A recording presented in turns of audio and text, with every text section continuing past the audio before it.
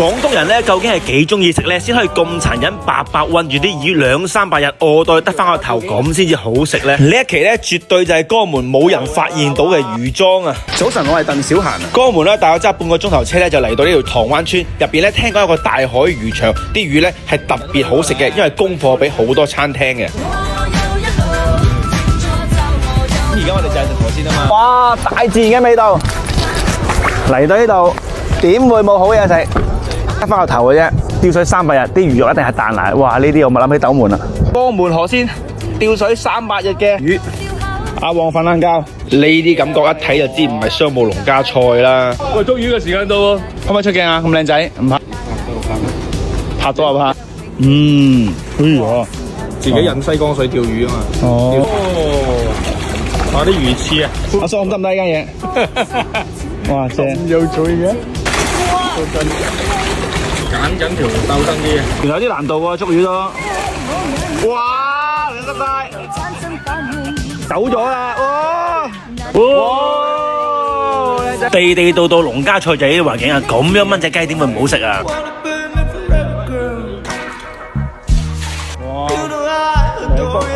呢啲嘢靚啲啊！呢條靚啲啊！嗱，瘦到個身流線型身材，得個頭。 180有冇咧？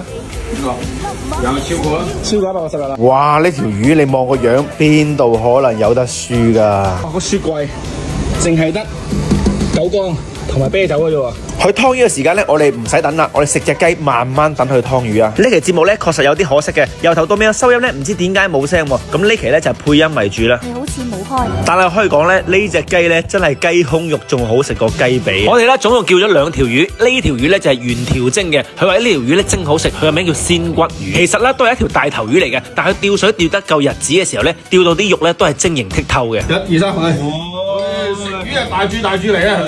好嘢。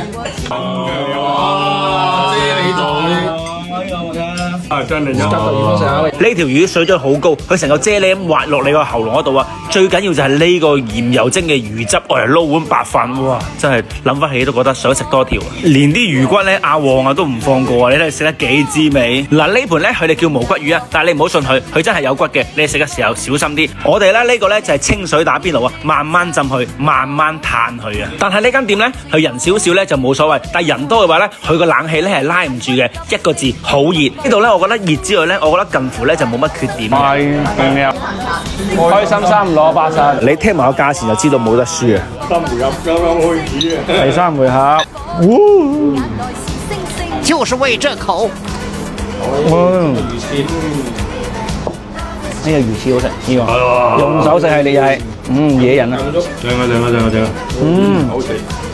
食魚呢個最好食，仲好食過你啲魚肉。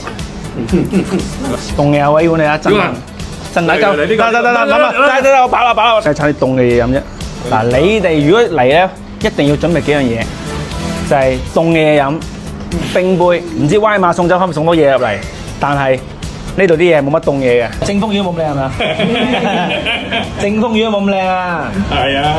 真嘅係咪咁？其實正宗魚咧，佢將啲魚骨咧剔得好乾淨，然後咧就內江一條魚咧起唔到幾嚿肉嘅。係。最後就喺後面嗰座山咧，就集埋啲菜食物咧，就飽晒啦。今餐成為508蚊，哇！又唔使自己煮，又唔使自己捉，又唔使自己湯，又唔使自己洗。人均60蚊啦。